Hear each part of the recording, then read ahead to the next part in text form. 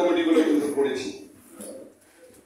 আজকে 1000 কৃষকের যে তালিকার নির্দেশনা আমাদের আসছে তাতে প্রত্যেকটি ওয়ার্ড থেকে 111 বা 12 জন করলেই কিন্তু 1000 লোকের তালিকা করা সম্ভব। আমাদের ওয়ার্ড হচ্ছে 9টি। তো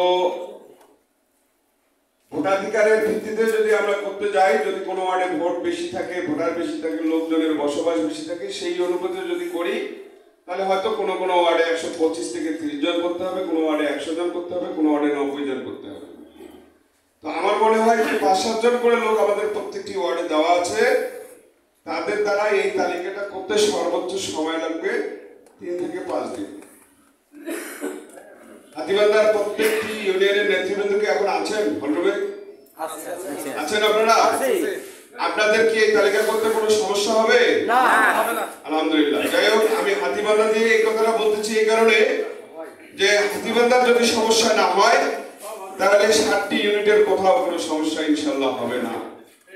আমরা দৃঢ়তার সহিত আমাদের রাষ্ট্রনায়ক তারেক রহমানের যে নির্দেশনা, আগামীতে বিনির্মাণমুক্ত বাংলাদেশ, বিনির্মাণ বিএনপি তৈরিতে, মানবিক বিএনপি তৈরিতে যে মুখ্য ভূমিকার দায়িত্ব এই কৃষক দলকে দেওয়া হচ্ছে, সেটা যেন আমরা বাস্তবে অক্ষরে অক্ষরে পালন করতে পারি।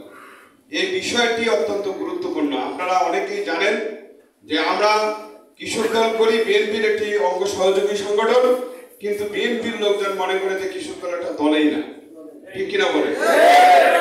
সেখান থেকে আপনাদেরকে কিন্তু বের হয়ে আসতে হবে ভাই। নিজের যদি আপনার জায়গা তৈরি করতে না পারেন, কেউ আপনাকে টেনে এনে কোথাও বসাবে না।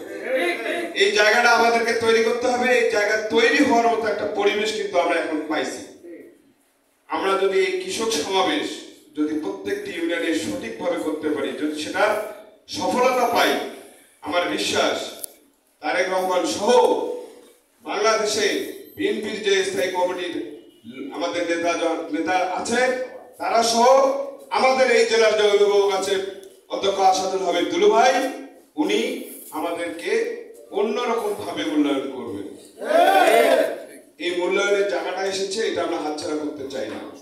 আপনারা সবাই সার্বিকভাবে এই দায়িত্বটা পালন করবেন। টাকা কোনো বিষয় না। আপনারা অনেকেই বলছেন যে খরচ হবে, আমরাও জানি খরচ হবে, কারণ আমরা যেহেতু উপজেলা লেভেলে নেতৃত্ব দিচ্ছি, আমি একটা ইউনিয়ন পরিষদেরও নেতৃত্ব দিই, কাজে আমি জানি যে টাকা লাগবে। আর এটারও একটা সদিচ্ছা থাকলে সেটা করা সম্ভব। সদিচ্ছা থাকতে হবে। আমাদের নেতারা একটা প্রতিশ্রুতি দিয়েছেন যে দুলু ভাইয়ের সঙ্গে কথা বলবেন, প্রত্যেকটি উপজেলা বিএনপির যে নমিনি আছেন তাদের সঙ্গে কথা বলবেন, বিএনপির কমিটির যারা লিডার আছে তাদের সঙ্গে কথা বলবেন, যাতে করে একটা ফান্ড আমাদেরকে ওনারা তৈরি করে দিতে পারে। আমি আশা করব সেই ফান্ড দিয়ে আমাদের বাকি যতটা টাকা লাগে আমরা সেটা সবাই মিলে যদি আমরা নিজ নিজ পকেট থেকে একটু বের করে দেই, তাহলে এই প্রোগ্রামগুলো অত্যন্ত গুরুত্ব সহকারে অত্যন্ত সুন্দর সাফল্যমণ্ডিত করতে পারবো। আপনারা সবাই মিলে এই প্রোগ্রামগুলোকে সাকসেস করবেন, এই আশাবাদ ব্যক্ত রেখে আপনার সুস্বাস্থ্য দীর্ঘময় জীবন কামনা করে আমি আমার কথা এখানে শেষ করছি। খোদা হাফেজ। বাংলাদেশ জিন্দাবাদ। শহীদ জামরো খালেদা জিয়া জিন্দাবাদ। তারুণ্যের অহংকার তারেক রহমান জিন্দাবাদ। আমাদের এই অঞ্চলের অভিভাবক অধ্যক্ষ আসাদুল হাবিব দুলু ভাই জিন্দাবাদ। পাটগ্রাম হাতীবান্ধার নয়নের মণি ব্যারিস্টার হাসান লাতিফ প্রধান জিন্দাবাদ। সকলকে ধন্যবাদ।